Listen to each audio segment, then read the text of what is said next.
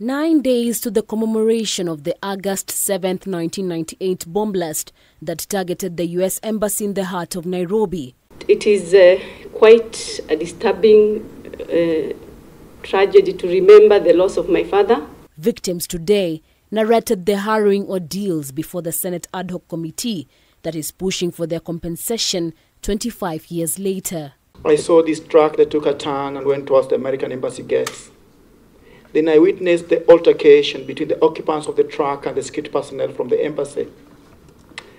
Then I heard what I thought were gunshots being thrown at the embassy. I was feeling like there were some needles piercing me. Especially my back, it is all but wounds. It is a pain shared by those who were left behind. I was crying. My husband is inside there, but apparently the building was all crumbled down. That's when one of the doctors was like, "Where did your relative work?" They told him he worked at food. The doctor said, "If it's food, you guys just go to the mortuary."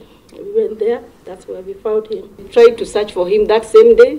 They searched for him the following morning and ended up finding him at the city mortuary. He was not even identifiable. Some of us lost our wombs. Some of us, they got torn. They were actually torn. The extent of the injuries sustained by the victims have left scars, while others lost their abilities to fend for themselves while incurring huge medical bills. Right now my son is 25 years.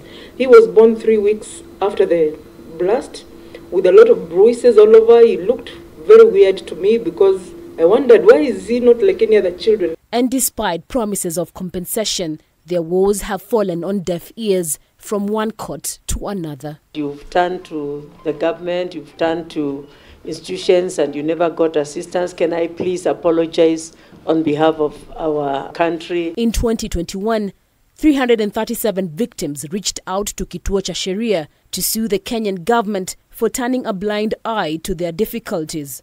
The government ought to have known that there was likelihood of that attack. A few days before the attack, the CIA and the Kenya police had raided a house in Runda, and they had found very credible information of likelihood of an attack.